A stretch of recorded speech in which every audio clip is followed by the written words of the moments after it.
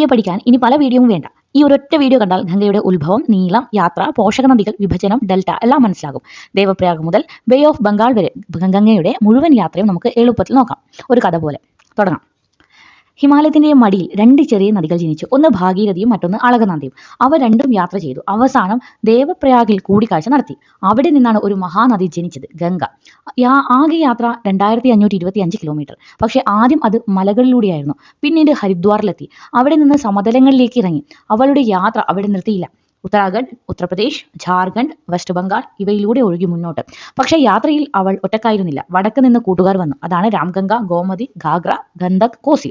തെക്ക് നിന്ന് വന്നു യമുനയും സോൺ നദിയും. യമുനയ്ക്കും സ്വന്തം കൂട്ടുകാരുണ്ടായിരുന്നു, ചമ്പൽ, സിന്ധ്, ബെത്വ, കെൻ. അങ്ങനെ ഗംഗ കൂടുതൽ ശക്തിയായി. പിന്നീട് ഫറാക്കയിലെത്തി. അവിടെ ഗംഗ രണ്ടായി പിരിഞ്ഞു. ഒരു ഭാഗം ഹൂഗ്ലിയും മറ്റൊരു ഭാഗം പത്മയും. അവസാനം ബേ ഓഫ് ബംഗാളിൽ ചേരുന്നതിന് മുമ്പ് ലോകത്തിലെ ഏറ്റവും വലിയ ഡെൽറ്റ ഉണ്ടാക്കി. അതാണ് സുന്ദർബൻ. ഇങ്ങനെ ഒരു ചെറിയ കൂട്ടിക്കാഴ്ചയിൽ തുടങ്ങിയ യാത്ര ലോകത്തിലെ വലിയ നദിയായി മാറ്റിയ ഗംഗ. ഓക്കെ അല്ലേ? ഒന്നും കൂടെ പെട്ടെന്ന് പറഞ്ഞു തരാം കാര്യങ്ങളൊക്കെ. ഒന്ന് ശ്രദ്ധിച്ചിരുന്നോ കേട്ടാ. ഗംഗാ നദിയുടെ ആകെ നീളം 2525 കിലോമീറ്റർ. ഉത്തരാഖണ്ഡിലെ ദേവപ്രയാഗിൽ വെച്ച് ഭാഗീരഥിയും അളകനന്ദ എന്നീ നദികൾ ചേർന്നാണ് ഗംഗാ നദി രൂപം കൊള്ളുന്നത്.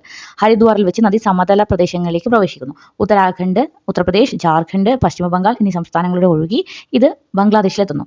പശ്ചിമ ബംഗാളിലെ ഫറാക്കിൽ വെച്ച് നദി രണ്ടായി പിരിയുന്നു. ഇതിലെ ഒരു ഭാഗം പശ്ചിമ ബംഗാളിലൂടെ ഹൂഗ്ലി എന്ന പേരിലും പ്രധാന ഭാഗം ബംഗ്ലാദേശിൽ പത്മ എന്ന പേരിലും അറിയപ്പെടുന്നു. ഡെൽറ്റ ഉണ്ടാക്കുന്നു. ബംഗാൾ ഉൾക്കടലിൽ ചേരുന്നതിന് മുമ്പായി ലോകത്തിലെ ഏറ്റവും വലിയ ഡെൽറ്റയായ സുന്ദർബൻ ഡെൽറ്റ ഈ നദി നിർമ്മിക്കുന്നു.